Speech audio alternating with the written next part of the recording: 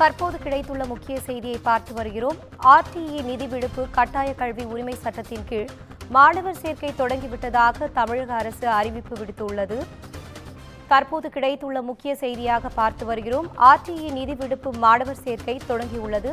கட்டாய கல்வி உரிமை சட்டத்தின் கீழ் மாணவர் சேர்க்கை தொடங்கிவிட்டதாக தமிழக அரசு அறிவிப்பு விடுத்துள்ளது.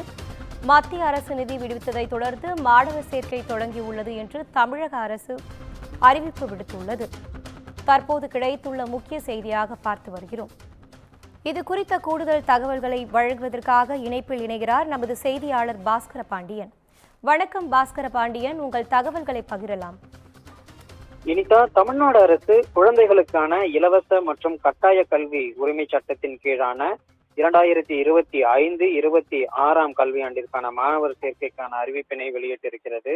ஏற்கனவே இது குறித்த அந்த நிதியானது மத்திய அரசிடமிருந்து ஒதுக்கப்படாத இருந்த நிலையில் தற்பொழுது இந்த நிதியானது ஒதுக்கப்பட்டிருப்பதாகவும் அதனை அடுத்து இந்த மாணவர் சேர்க்கை அறிவிக்கப்பட்டிருப்பதாகவும் தமிழ்நாடு அரசினுடைய பள்ளிக்கல்வித்துறை தரப்பில் தெரிவிக்கப்பட்டிருக்கிறது.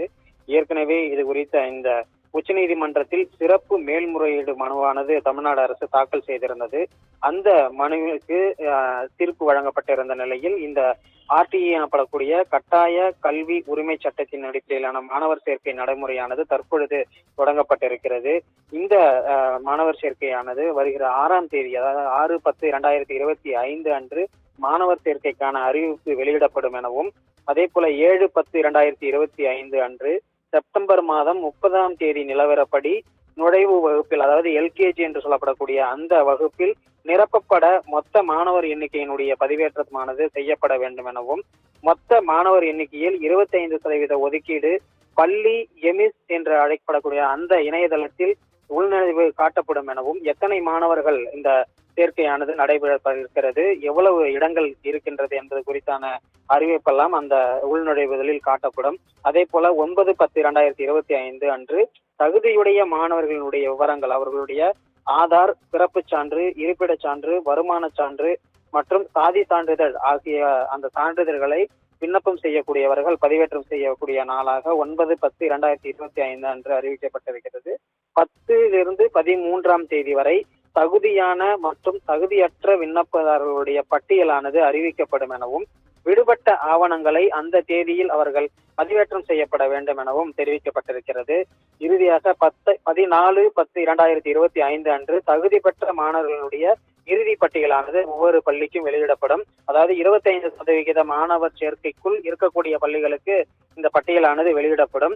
இதற்கு தாண்டி அதிகமாக 25% இடஒதுக்கீட்டை தாண்டி அதிகமாக மாணவர் சேர்க்கைக்கு விண்ணப்பித்திருக்கக்கூடிய நிலையில் குலுக்கல் முறையிலான அந்த அறிவிப்பானது வெளியிடப்படும். அந்த குலுக்கலானது 16/10/2025 அன்று குலுக்கல் முறையில் மாணவர்களை தேர்ந்தெடுக்கக்கூடிய நடைமுறையானது 25% இடத்தை தாண்டிய பள்ளிகளில் இந்த குலுக்கல் முறையானது நடைபெறும். இறுதியாக 17/10/2025 அன்று தேர்வு செய்யப்பட்ட இருக்கக்கூடிய அந்த மாணவர்களை எமிஸ் போர்ட்டலில் உள்ளீடு செய்ய வேண்டும் எனவும் அறிவிக்கப்பட்டிருக்கிறது. இந்த மாணவர் சேர்க்கை ஒதுக்கீட்டை பொறுத்தவரை சிறுபான்மை அல்லாத தனியார் பள்ளிகளினுடைய அந்த பள்ளிகளில் தான் இந்த இடஒதுக்கீடு சட்டமானது பொருந்தும். ஆர்டிஇ சட்டத்தின்படி 2009 மற்றும் தமிழ்நாடு ஆர்டிஐ விதிகள் 2011 என்ற சட்டத்தின் அடிப்படையில் நடைபெறக்கூடிய இந்த மாணவர் சேர்க்கைக்கு அதிகாரப்பூர்வ பள்ளிக்கல்வித்துறையினுடைய அதிகாரப்பூர்வ இணையதளத்தில் ஆன்லைன் வாயிலாக மட்டும்தான் விண்ணப்பிக்க வேண்டும். தற்பொழுது குழந்தைகள் நுழைவு நிலை, அதாவது எல்கேஜி படித்துக் கொண்டிருக்கக்கூடிய பள்ளிகளிலும் அந்த மாணவர்கள் விண்ணப்பிக்கலாம். ஏற்கனவே சேர்க்கப்பட்ட மாணவர்கள் ஆர்டிஇ ஒதுக்கீட்டின் கீழ் செய்வதற்கு 10 நாள் கால அட்டவணையானது வழங்கப்பட்டிருக்கிறது.